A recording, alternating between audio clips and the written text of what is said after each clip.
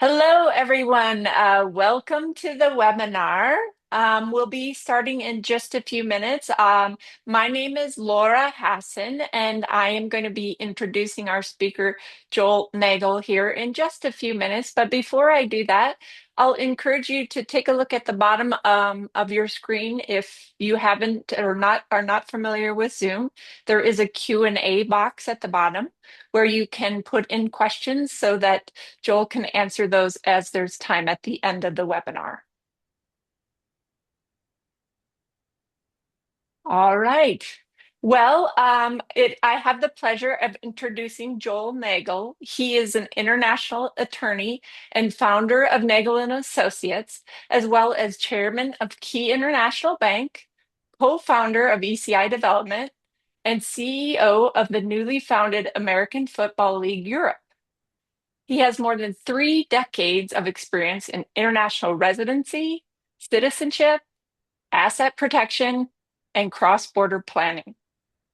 Over the course of his career, Joel has advised individuals, families, entrepreneurs, and investors on how to think strategically about global mobility, international living, long-term diversification.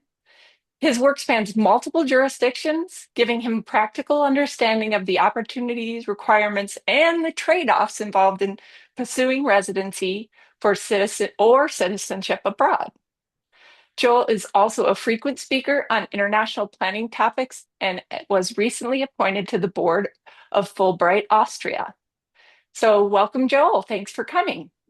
Thank you, Laura. Thanks for having me. I appreciate you arranging this forum for me to talk about residence and citizenship. My pleasure. Great. So, you know, a lot of people ask, what does residency and citizenship have to do with business? What does it have to do with asset protection? First of all, I flip that around and say, you yourself are your most important asset. So to me, it makes total sense that when we're talking about estate planning, business, um, and asset protection planning, that we would also be talking about residencies and citizenships. Whether you're going to invest in another part of the world, live in another part of the world, or do business in another part of the world, it just makes sense. So, the title of this presentation, One Passport is a Liability, I think that makes sense. For anybody who wasn't asleep during COVID, you saw that your mobility was greatly limited because of COVID. I flew back and forth during COVID 17 times, many times on giant airplanes with less passengers than crew. And the reason for that was the US came out and it said Europeans couldn't travel to the US, and Europe came out and said Americans couldn't travel to Europe. So why was I able to go back and forth? Well, I happen to have residence and citizenship in both places. So that's what we're going to talk about today. And as Laura said, if you have any questions, you can type your question. I'll speak for maybe 35 minutes, and then we'll try to leave some time for Q&A. All right. So, one of my friends is a lawyer, a Swiss lawyer by the name of Chris Kalin, and he was very instrumental in helping the island of Nevis St. Kitts start redo their citizenship program back in the 90s. And it was funny because I think the Economist referred to him as the godfather of second citizenship, like this was some new thing. And I called him up and I said, Chris, I saw that article. It's amazing. I said, are you like over 2,000 years old? And he laughed. He's like, oh, what do you mean? Why over 2,000 years old? I said, well, residence and citizenship planning has actually been around for a long time.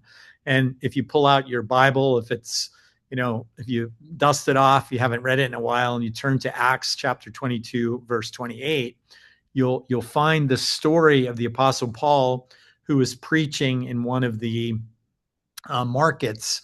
And when he started talking about Jesus, the merchants and then the crowds grabbed him and, said he, was a heretic and he should be beaten and stoned to death. A troop of Roman soldiers came and they took him away from the mob. But the captain in charge of the guard ordered that he be tied to a post and whipped.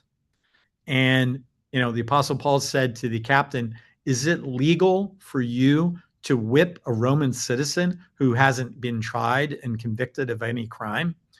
And the captain responds by saying, well, what do you mean, Roman citizen? Are you a Roman citizen? And the Apostle Paul says, yes. And he says where he was born, and that it was an enclave, and that he was a Roman citizen because of his parentage and where he was born. And the Roman captain responds, I had to pay a lot of money for my citizenship. So even going back 2,000 years ago, there have been, constantly opportunities for people to acquire citizenship different ways. And that's really what I'm going to talk about today. It is absolutely nothing new. Maybe 20, 30 years ago, when I would speak at a conference and this issue would come up, it would just be one sort of squirrely guy in the back of the room that wanted to talk about this issue. Now it's very, very commonplace. People are looking to expand their options, expand their opportunities. They want to have a residence card somewhere or second passport, so that they can live and work wherever they please. Or maybe they just want to put the passport in their safety deposit box and hope they never need it. But it's part of their plan B, sort of like life planning. So this is what I'm going to talk about today: multiple citizenships and residencies as well. And there's basically three ways that you acquire citizenship. The first, probably most of you on this call have your citizenship based on your birth. If you are born in the US, you are a US citizen. Other countries, it can be a little bit more complicated. Usually you have to be born and you have to have at least one parent. Some countries, it's two parents. Some countries, you don't have to be born in the country of your citizenship as long as your parents go to an embassy or consulate and register your birth. Most of the Europeans, for that, for example, or an American, if you're born overseas and your parents register your birth at a U.S. consulate or embassy, you can still get citizenship based on birth. Now, a lot of times when people are trying to go back and get their citizenship, a corollary to birth citizenship is what I would call ancestral citizenship. Ancestral citizenship means you come from a certain stock of people: Germany, Ireland, UK, France, Italy. Europeans, you notice I named most of the European countries. They will allow you to go back and register your citizenship based on your ancestral ties, normally for 2 generations.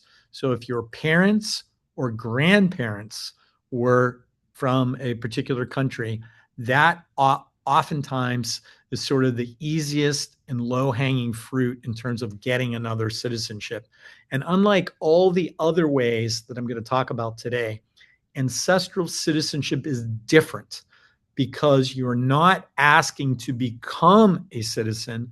What you're saying in your application is, I am a citizen already. It simply has not been recognized. So, for example, for me, my grandparents came from the United Kingdom, and I was able to go back and become British as through an application based on ancestral citizenship. I said I am a UK citizen. It's just never been recognized. And once they went through and could verify that, they awarded me British citizenship. Again, most of the European countries have it. Some countries will go back more than 2 generations. It's always important to check with like local council, but that is the normal. Okay. So you have birth citizenship, ancestral citizenship. Those are the common, easiest, fastest, cheapest. There's bar none, no better way to get citizenship somewhere than in the first category. The second category is residency to citizenship. Now, we're going to talk about different ways you can get residency. I like to tell people there's the slow, cheap way, and there's the fast, expensive way. The slow, cheap way generally means you move to a country, you take employment, you live there for so many years. On average, it's about 5 years. You learn the language. and you jump through all the hoops and hurdles to become a full-time resident, at that point, you can simply stay a resident. There's no requirement that you become a citizen. You can simply live in a country the rest of your life and just be a resident there. And in many countries, that's all you can do because uh, there are still a number of countries that either make it very difficult to get their citizenship or they require you to renounce your citizenship, whether you're American, Canadian, European, in order to get their citizenship. So many of the Asian countries, Middle Eastern countries, for example, do not permit dual citizenship. The US does and has since the mid 1970s. The US is based on the concept of reciprocity. That means if the country permits you to have dual citizenship with it, then the US permits you to have dual citizenship with that country. And the US doesn't limit the number of countries you could have citizenship with. You could have 10 citizenships, and that's quite okay from a US perspective. The only thing is that you must use your US passport whenever you enter the United States. It's illegal for a US citizen to enter the country on any other passport other than the US.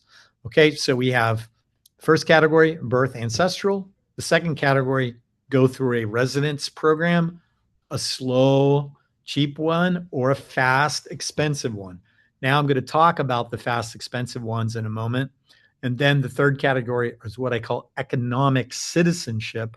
That's sort of similar to the fast, expensive residency category, but you skip over residence and you immediately become a citizen. I'm going to talk about that category last. Okay. All right. So I'm just going to jump into some of the best and most well-known residency programs. You'll notice the first couple of slides. There's a strong correlation between the programs that I'm talking about and ECI. In most cases, ECI has projects in these countries that will qualify you for residency. Belize has different types of residency. The two main ones are either based on on investment. You can get a investor visa, or the one of the other popular methods is called the qualified retired person visa, or QRP for short. Okay, with the investor visa, as long as you invest a minimum amount of money, $250,000 or more, into tourism infrastructure. Okay, so you could buy a condominium, for example, from ECI and put it in a rental pool. That would qualify you for residency. I know the Marriott project in Belize, for example, every single one of the Marriotts are priced above that 250, meaning if you buy a Marriott residence in Belize, you will de facto qualify. You obviously still have paperwork and application that you have to fill out, but the purchase of a Marriott unit itself qualifies you for the residence. Now, if you go and you buy a $250,000 house and you move there and you live there, that would not qualify. Okay, it has to be an investment that you're investing in the country, the tourism infrastructure. That's the investor visa. Then there's the QRP for retirees. That's a little bit different. You do not have to make an investment. However, you have to have a certain retirement income, at least $2,000 a month. That has to be, let's say, Social Security, pension. In some cases where we have a retirement savings that can generate that $2,000, we can still get that approved. So generally, if you had an IRA over about $500,000, we can generally get the QRP approved. Again, no investment, but you must deposit $2,000 a month or $24,000 a year into a Belize bank. Okay, you have to deposit the money there. The law doesn't say you have to go there, you have to spend it. Obviously, you wouldn't have residence there if you weren't planning on spending some time there, but you could move money in, spend half of it, move money out. If you put your money at an offshore bank, let's say like Key International Bank, Laura mentioned I'm chairman of that bank. Um, there's no requirement that you spend the money in Belize. You could move $24,000 into the year on January 1st. And, the next year, if you'd only spent half of it, you could take the other half out. Then you have to put 24,000 in again, right? So it's a constant ongoing process. The other difference in the residency programs is the QRP. You must spend 30 days a year, minimum 30 days a year in country. In the case of the investor visa, there's no minimum amount. So if you make the $250,000 investment, you want to spend a week a year there, 3 days a year, or you could live 365 days a year. There's no minimum, there's no maximum. So that's Belize. I like talking about Belize. We usually have a lot of people that are interested in the Belize program for a variety of reasons. English speaking, very close to the US, can be from Houston, Dallas, Miami, all in under 2 hour flight. Okay, that's Belize. Now I'm just going to briefly mention Nicaragua. Nicaragua doesn't have necessarily the same appeal as Belize, but what's attractive about Nicaragua is the required investment amount or the required pension amount is extremely low. I have to check the numbers, but I want to say it's around $1,200 a month. So if you have, let's say, a pension, Social Security, something like that, you can qualify for residence there. To maintain your residence, though, you do have to spend a bit more time. It's ideal for snowbirds who are going to like go and live like here at Grand Pacifica. There's a great picture of one of the condo buildings that sits right on the ocean. If you want to go spend your winter there, play golf, have a very low cost of living, then Nicaragua is certainly an option for you. Panama. I want to mention Panama. Panama is always in the discussion when you talk about best residency programs. They have, again, a variety of options, a retiree pensionata program. They also have an investor program similar to Belize. You're starting to see this distinction, even in some of the countries that I don't mention specifically throughout Latin America. They're all sort of congregating around the similar kind of numbers in terms of income, in terms of investment.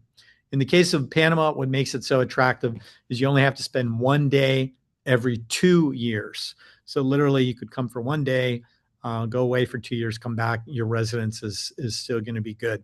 Now, a little bit later, I have slides that are designed to go from residency to citizenship. And a lot of people want to put Panama in that category. I don't agree because Panama is a country that does not permit dual citizenship.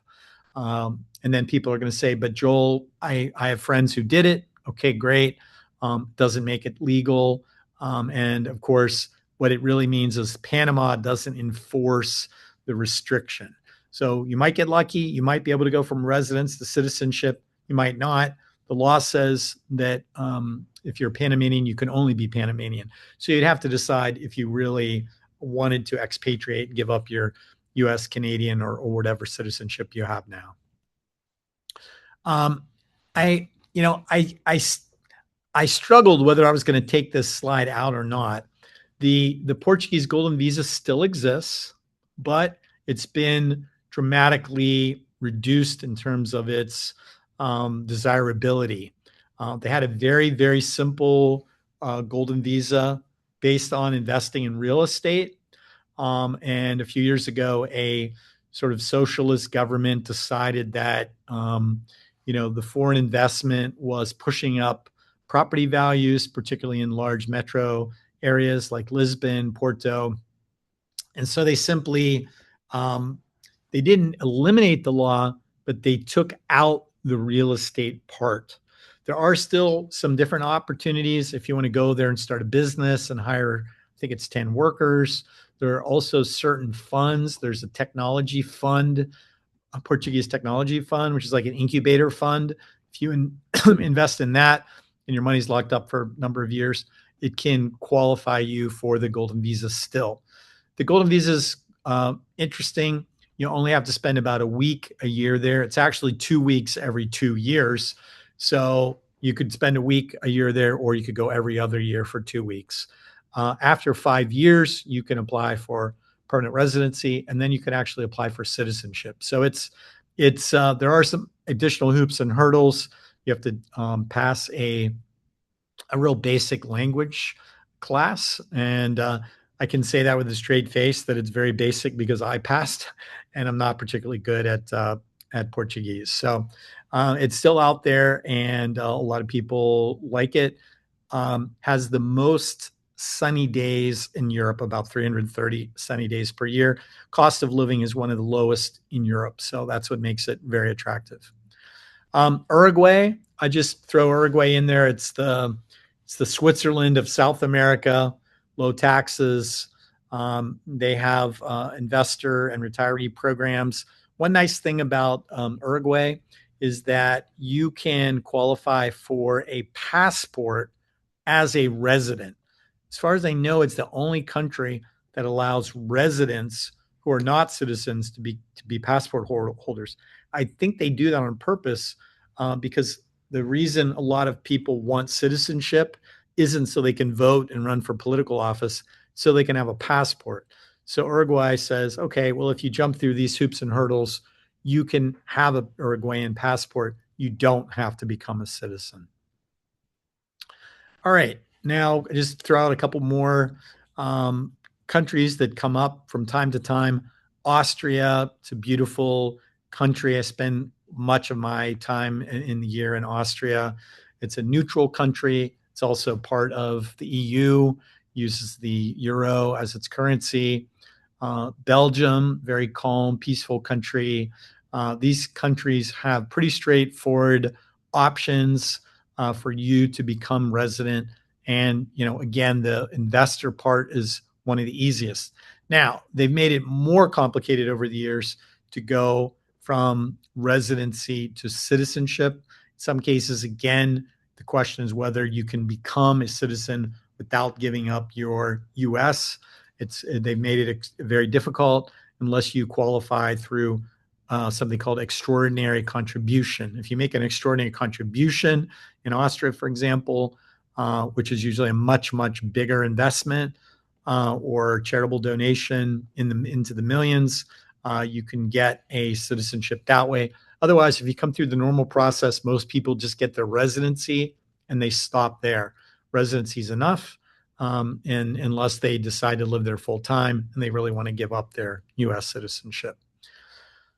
Okay, Canada, our neighbor to the north, it's always been a very popular place for residency and also citizenship. And there's, sort of this tax workaround where, you become a Canadian resident, you can eventually go on and become a Canadian citizen. Neither US or Canada minds dual nationality.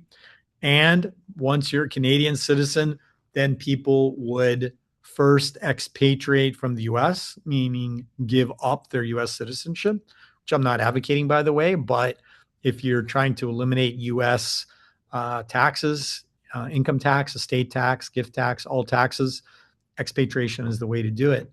Then you're going to say, well, Joel, why would you do that? Because Canada's tax system is even more onerous. That's very true. But Canada, like most of the rest of the developed world, does not tax you based on citizenship. They tax you based on residence. So you become a Canadian resident long enough to become a Canadian citizen, expatriate from the US. Now you've got a Canadian passport, which allows you to enter the US anytime you want. It's, under NAFTA, there's still advantages to being Canadian versus any other country in the world. So you can spend time in Canada, you can spend time in the US. And then if you don't have to expatriate from Canada. You just have to not spend 183 days a year in Canada. Most people would say you probably want to spend no more than 5 months. That's probably the summer months, spring into early fall months in Canada. Then you leave Canada for the rest of the year, and you are then not a Canadian resident, which means you pay zero tax. So it's sort of the ultimate tax hack loop workaround where you can live and spend a decent amount of time in the US, a good and decent amount of time in Canada. And as long as you spend a few months somewhere else where you set up your residence in, let's say, a tax haven, whether that's Belize, Panama, Uruguay, the countries I just talked about, then you're not going to pay tax anywhere. Cyprus, also on that list, it's a English speaking Greece, low taxes. They used to have a citizenship by investment, which they did away with a few years ago due to some corruption and how it was administered. But they still have the residence by investment, and again, it's very attractive, and it's quite easy to get. So it's something a lot of people like getting, particularly like, let's say, the Brits, the older Brits, they love getting Cypriot residence. The UK is no longer part of the EU, so it's good for them to actually have a visa somewhere they can go and spend time, virtually all their time, and if they want, and they can avoid UK tax simply by becoming non-resident. All right, a couple more quick ones, and then we're going to get into economic citizenship.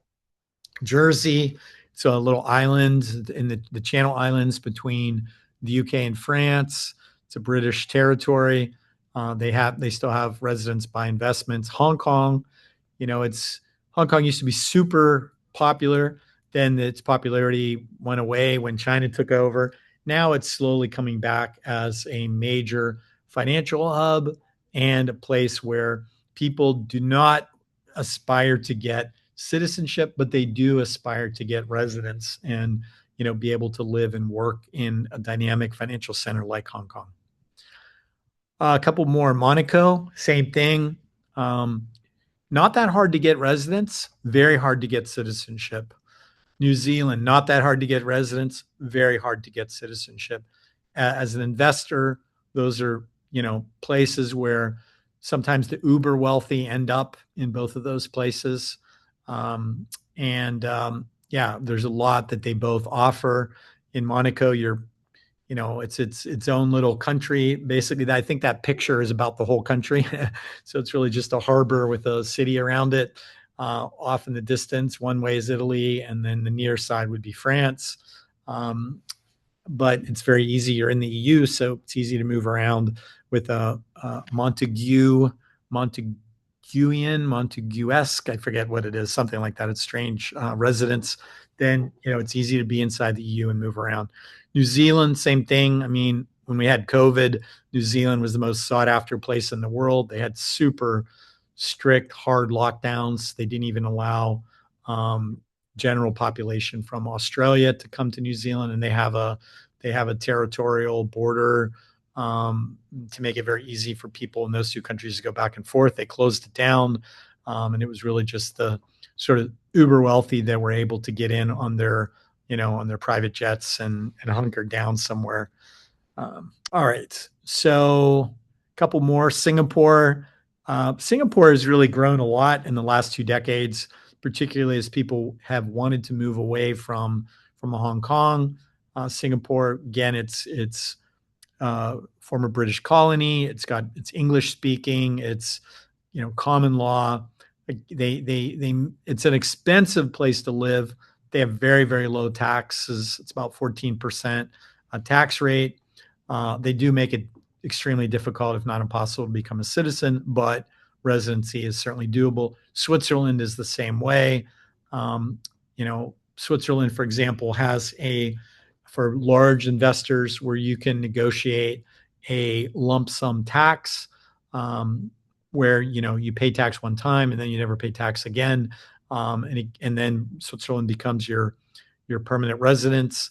That works really, really well for wealthy people from other countries, not from the U.S. per se, because the U.S. taxes you based on citizenship, not residence. But if you do expatriate, get a non-U.S. citizenship, Switzerland can be an ideal place to have residency and little or no tax inside Europe. All right. I think this is the last slide on the residency, and it's the United Kingdom. A lot of people thought the world was going to come to an end when the UK left the EU, and there are certainly some barriers that have gone up in terms of travel. I go back and forth between Europe and the UK frequently, and it's not that bad. You have to go through passport control. You can't just walk across the border like you could before. But the UK is still the fifth largest economy in the world. It's a very dynamic financial center, and they still have a lot going for it, and they have programs designed to attract investors who are really going to come and do something in the UK, build businesses, and create jobs. Okay, residency and citizenship by investment. There's a few in this group where you can get residency and it morphs into citizenship on a very short basis. You heard me say before, normally takes about 5 years to become a citizen. Uh, some of these countries, it used to be called instant citizenship. There is really no such thing as instant citizenship anymore, even in the direct citizenship by investment programs, because in all cases, there are certain requirements. There's background checks, health, safety. The quickest I think right now is about 3 months. But Malta is about 15 months. It's a little bit over a year. Takes about 3 months to get your residency, and then you have a 1 year waiting period as a resident. If you invest enough money, then you can become Maltese.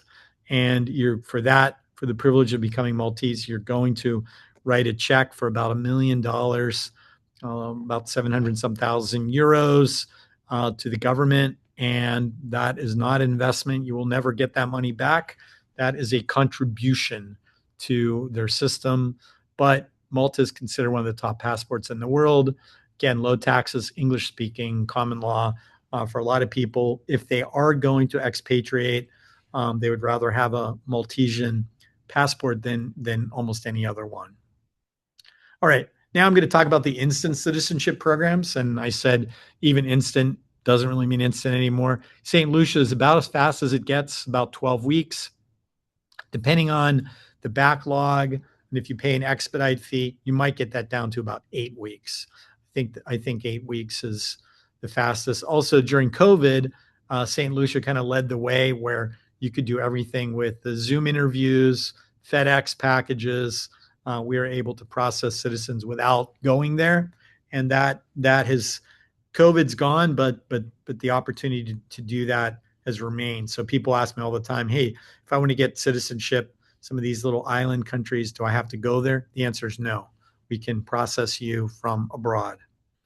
All right. So we have St. Lucia, we have Antigua, Barbuda, Nevis St. Kitts. Nevis St. Kitts was sort of the original country in this space. I think I told you back in the 90s, they redid their program. All of these programs are fairly similar in that the amount you pay, there's slight nuances, how many family members, how old they can be, the amount you have to invest. Most of the countries have a program where you can either write a check to the government as a donation and get nothing for it. Okay, that's going to be about between $125,000 and $150,000 for a family, or you're going to invest in property in that country, and that's going to range anywhere from a little over $200,000 to about $500,000. Now, some people would say, I have clients that really do both. Some clients just say, hey, I'd rather write the check, be done with it. It's a cost. I don't have to think about it. If you really want to spend time in one of these countries, then the real estate option is a good one. But having said that, if you're buying a piece of real estate, particularly at the low end of the market, which that would be, and you think that you're going to hold it for the required 5 years and then sell it, the reality is you might find that a one-bedroom condo on the beach that's 400 square feet costs $450,000 because that's what the law requires as a citizenship by investment. But when you go to sell it 5 years later on the secondary market, you might find that you only sell it for $300,000. So, there's a glut of properties at the low end. If you buy a really, really nice property at the high end, probably you can get the normal appreciation that these islands mostly experience. There's a true glut of property at the low end because that's what everybody is building. That's what everybody's buying. That's what everybody's selling, um, when they don't want the property anymore. Nevis is a good example. It's 450,000. You're probably going to sell a property after a number of years for about 300. You're going to take $150,000 loss. By the time you do that, you might as well just make the contribution and not make the investment. On the other hand, if you get a really, really nice property, I had a client that bought a beautiful villa. I think it was 5 bedrooms, 2.5 acres on a bluff looking out over the ocean. Very unique property. Paid 4.5 million for it. Sold it a couple years later for I think 9 million. Almost doubled his money. So if you're into the more expensive properties, the chances of them appreciating are greater than if you're in the glut at the bottom. So couple more I want to mention. Maybe these are out of order. Yeah. So Grenada and Dominica. Dominica has the lowest real estate cost of any country for citizenship. It's a little bit over 200. I think with legal and realtor fees, probably about $220,000 qualifies you for citizenship. They purposely keep their costs low. Again, it depends on what you buy. There are some very, very nice properties and villas that have taken maybe a 5, 8, $10 million villa and turned them into timeshare essentially. And they'll sell you that week for $200,000. That qualifies. And if you just want to go there once a week, once a year for the next 20 years, then maybe it's a smart way to do it. But buying a physical structure that you own freehold title to for 200,000 would be virtually impossible. So again, you have to kind of look at what it is you're trying to get. I skipped over this slide. Let me just make sure there's no. Okay, almost done. I want to mention a couple of outliers in Europe. A couple of slides here. One is Bulgaria. Bulgaria is in the process of becoming a full member of the EU. They still use their own currency, but they are integrating, and there's still limitations on Bulgarian residents, but not Bulgarian citizens. So if you work through their process, which is again a two-step process, very similar to Malta, you get residence first, and then you either wait or you make an additional investment to get a fast-track citizenship. With a Bulgarian passport citizenship, you're just like any other EU citizen. If you want to go live in Paris, you want to live in Italy, you want to live in Spain, you can do that with the Bulgarian passport. It's cheaper and easier. They actually have a bond program, which is the same cost as the contribution of Malta, except at the end of the 5-year bond, you get the principal back. So whereas you're actually giving $1 million in Malta, in Bulgaria, you're basically giving the interest on $1 million and you're getting your $1 million back.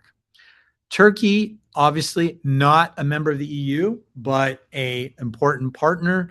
They have preferential access to Europe. You can also spend up to 180 days in Europe with a Turkish passport.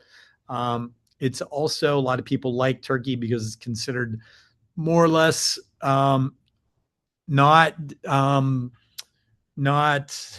dependent on any of the superpowers. Neither US nor Russia nor China kind of sets their own course. And a lot of people like that. I have a number of clients that have Turkish citizenship. There's also this feeling that maybe in the next 10, 15 years, Turkey would also become a member of the EU, and then you'd have free movement.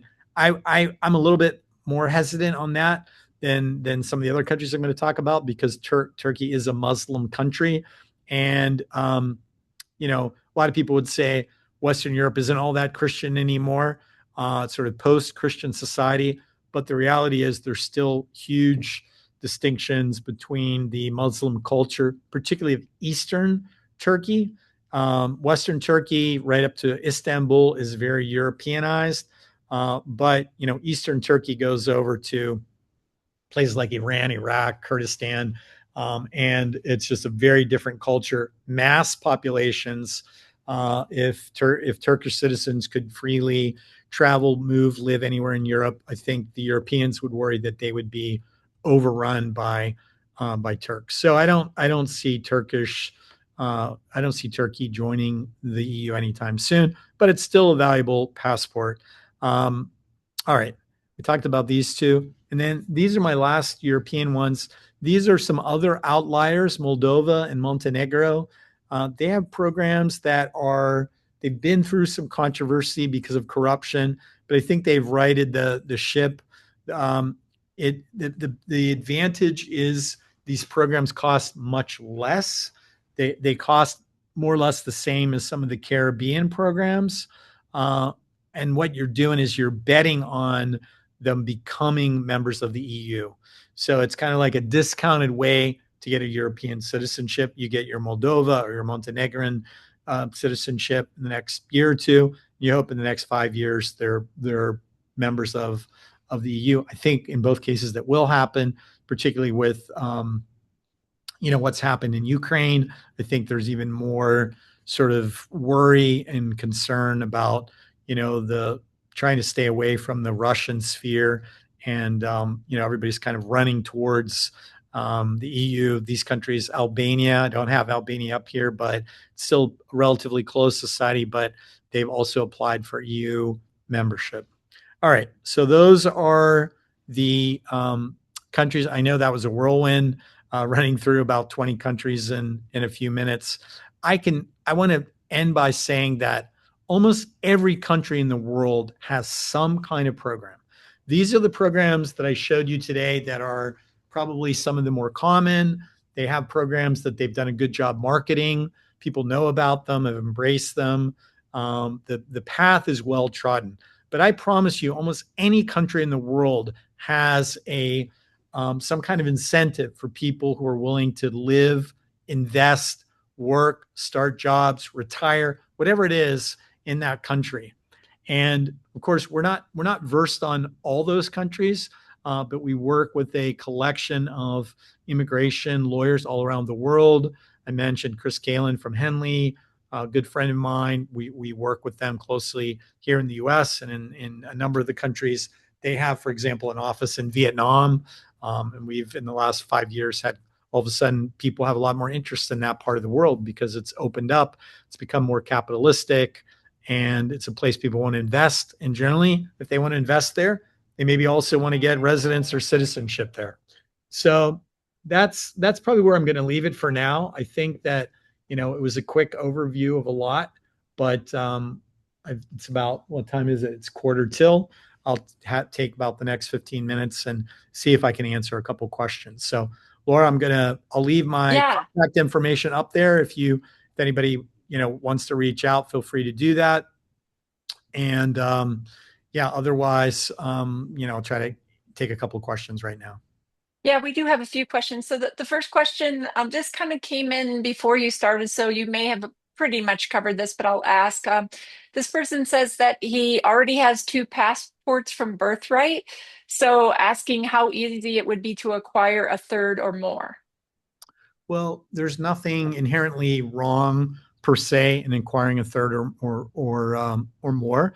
Um, my wife and I lived in Austria for a number of years, and I had a post as ambassador to the United Nations. And when you would meet colleagues at the UN, I would have a friend who was born in Spain, but he had a parent who was from Portugal. So he had two citizenships, and he married a Belgian woman who had German citizenship and had two. They got married and had kids, and the kids had all four. Nobody cared. Nobody really thought about that. But then in other parts of the world, it's still very strict. I mentioned the Middle East, some countries in Asia. So if you're trying to add to your birthright countries, it would really depend on that third country, fourth country that you're trying to add. Do they permit second citizenship, third citizenship? If they do, no problem. If they don't, then you the only way to get a new citizenship would be to physically give up your old. Great. So that actually leads us to our next question. This question says, can you discuss the downside of giving up U.S. citizenship or legal residency? In parentheses, they have green card. For me specifically, I'm concerned about giving up my green card and not being able to or having great difficulty visiting the U.S. again. Yeah, I mean, it is a concern. Look, for many, many years, going back to the beginning of my career, frequently the whole residency citizenship thing becomes a political football.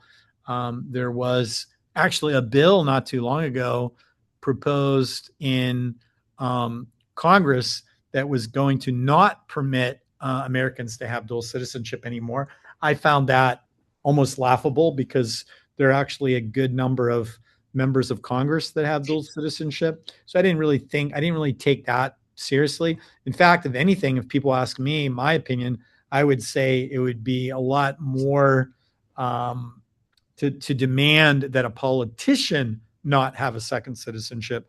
If they're going to represent the people, they should only have one allegiance. But if I have a grandparent who's British and I have a UK passport, doesn't take away from my how I feel about the US. Now, citizenship and the question is very good in the sense that some people think, well, if I have a residency, it's a lot easier to give up. It's actually just as hard to give up U.S. green card status, particularly if you've had it for a certain number of years.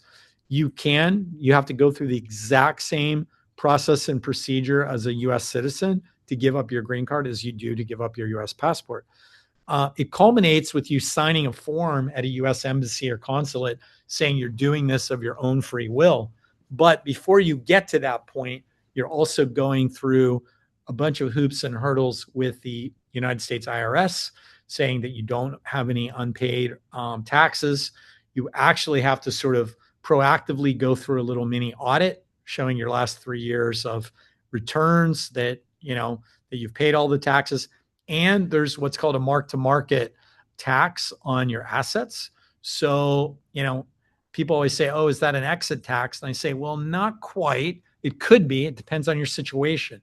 If I've got $10 million of cash sitting in the bank that I paid all my taxes on, then I owe nothing. There's no tax due. But if I have $10 million of, let's say, SpaceX stock that I got for 4 cents, and now it's worth $10 million, then I would owe a capital gains tax on that delta. So it's a mark to market on the unpaid, unrealized gains. It also applies to your IRA, 401k, SARSEP, KEO, all those pension type accounts. So when you're considering expatriation, you have to take that into account. But once you do that, the IRS signs off on it. The State Department signs off on it. You get something called a sailing permit. I think that's an old terminology that goes back hundreds of years. The sailing permit basically says, hey, you've freely done this, and you're no longer a U.S. person, citizen, green card holder, whatever. From that moment on, you no longer have any tax obligations to the U.S. That's the upside. A lot of times people, when they give up their citizenship, they're proactively trying to avoid their tax consequences, particularly in the future, because you can't get rid of your past tax obligations, but you can get rid of your future tax obligations. That's the upside. The downside, though, is now you are no longer a U.S. person. You no longer have U.S. constitutional rights. You do not enjoy U.S. Due process, for example. So, the process of giving a visa to anybody who's foreign is discretionary. That means you have to go to a US embassy somewhere in the world as now a citizen of another country, and you have to apply for a US visa. Again, with the exception of Canada, which is baked into the cake because of NAFTA, the Canadian US treaty guarantees the right of free access to the United States. It's the only country. So the other 200 plus countries in the world, they don't have that. So going back to my slide about Canada, that would be the reason. If you were super worried about, am I going to be able to get back in the US, then a Canadian option would make sense. Now, the pragmatic side is the US sort of threatens these things frequently, but they've actually never taken any legal action to bar a former US citizen from entering the US. And frequently, what used to happen very frequently, is you would make an appointment to give up your US citizenship. You would have an appointment at, say 10 o'clock with the consular office where you would fill out the papers and sign them. You're no longer a US citizen. And then you'd walk out the door of the US consular services side, and in the other door, which was the visa application, you'd have your visa application all filled out, and you'd apply for a multi-entry visa for the next 5 or 10 years from whatever country. If you had UK citizenship, French citizenship, whatever, and you would basically get that. So you would expatriate and get your visa at the same time. But again, no guarantees. And you could imagine, the administration we have now doesn't look very favorable on anybody that would be seen as being sort of anti-US, even though there's lots of reasons people give up their citizenship. Many love the US dearly, but for whatever reasons, some countries you can't inherit property, maybe ancestral property, if you have another citizenship. There's a lot of reasons why, beyond, let's say, politics or taxes, that people would expatriate. But the point is that so far it's never happened that anybody was blocked, but it could happen. So because it could happen, you'd have to take that into account before you would ever expatriate. I hope that answers the question. Okay, so this next question also ties in well. This person said, obtaining citizenship in Spain via residency. Once that occurs, my US citizenship is renounced. Am I able ever to attain it again in the future, or is it lost forever? Or must I go through the citizenship process in the US again? Yeah, that's a really good question. First of all, in the progression, getting Spanish residence would not be enough. You'd have to get Spanish residence, then you'd have to get Spanish citizenship. I think that element was left out, maybe just, erroneously, because US law does not permit you to give up your US citizenship and thereby become stateless. Every person, I mean, there are millions of people in the world that are considered stateless in the world, but you cannot voluntarily become stateless under US law. So the only way you can expatriate is to have a second citizenship. And I have a lot of clients that get a second passport, they stick it in their safety deposit box, and they never use it. And people say, why did you go through all the time, effort, energy, and money to get a second passport if you never plan to use it? And the reason is exactly that. Well, if I decide in the future I want to expatriate, I can. For 99.9% of Americans, they legally cannot expatriate because to do so, they would become stateless. So that's the first part of the question, which is how to get to the point where you could renounce. Now, the second part of the question was, okay, so now that person's Spanish, they renounce, they give up their US citizenship. 2 years, 5 years, 10 years goes by. They decide, hey, I kind of messed up. I think I would like to get my US citizenship back. At that point, they would have to go through, there's no priority way back in. They could certainly go through that process. There's any ways that foreigners become Americans, could be through marriage, could be through investment. The US has investment. In fact, under the current administration, there is a super fast track if you invest $5 million in the US, a slower but quicker track if you invest $1 million. There are programs that have been around a long time, EB-5, E-2, visas based on employment. So there are ways that you could do it. You just have to jump through all the normal hoops and hurdles, and it would be a process that would probably take you a few years. Now, there are a couple extreme exceptions to that. I can remember a case where a American Costa Rican dual citizen was appointed to become the Costa Rican ambassador to the United States. And the US said, "Oh no, you can't become ambassador to the US because you are American and we don't allow Americans to become a diplomat in the United States. They can be a dual citizen and serve elsewhere, as I did, but they can't serve in the United States." And in this case, the particular woman was able to go through a process where she um, sort of agreed in advance to give up her citizenship with the express sort of desire to acquire it back before she even gave it up upon leaving diplomatic service. And, I don't know that that was legally in stone before it happened, but I believe that was everyone's intent. And that's actually what did happen. So she served as ambassador for about 3 years. And then, I think she was out of office couple months and she had her US citizenship back. But for most people, it's not possible. I mean, it is possible, but you have to go through just the normal track, the normal trajectory. So I think I have maybe time for one more, Laura. Yeah, this is actually interesting question. Someone asks, do you endorse any countries in Africa? I wouldn't say I have a lot of experience. I mean, I have clients that have gone to different African countries. I have a client that just moved to Tanzania. Um, I would say that the bar for economic citizenship is fairly low. Generally, the bar is based on the economic realities of the country. So poorer countries generally have poorer, investment requirements.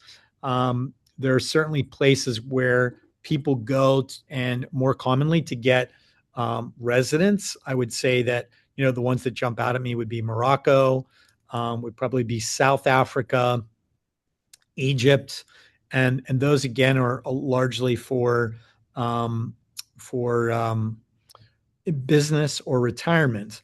I know again, Tanzania, Kenya probably fit into that category as well. But again, I think if you would just start by Googling that country, you probably could quickly track down what the requirements would be in that country. And then, of course, you have to decide, hey, is this a place that I really want to live? Maybe it's a cheaper cost of living, but what about healthcare? What about education? It depends on where you are in your life.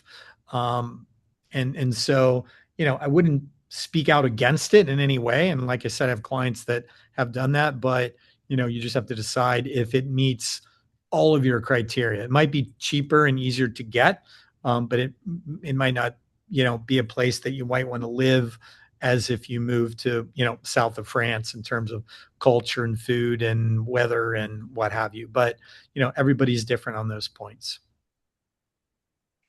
Perfect. Well, Joel is out of time now. There are several other questions that we didn't have time to get to. So if you asked a question, we will try to get back with you by email and answer any questions that are out there still waiting for answers.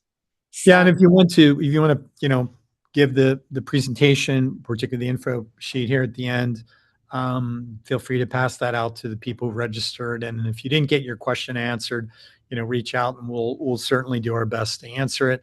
If this is something that interests you, contact my office. We offer a complimentary consultation. Usually it's pretty fast. We just want to understand where you're trying to go, what your economic resources are.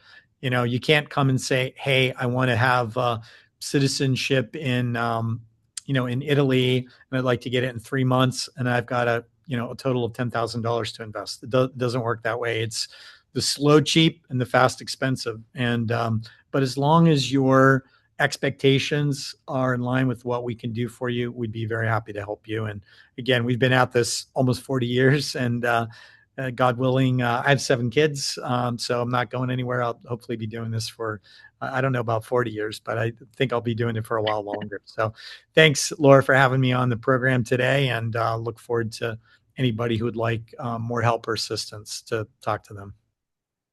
thanks, Joel.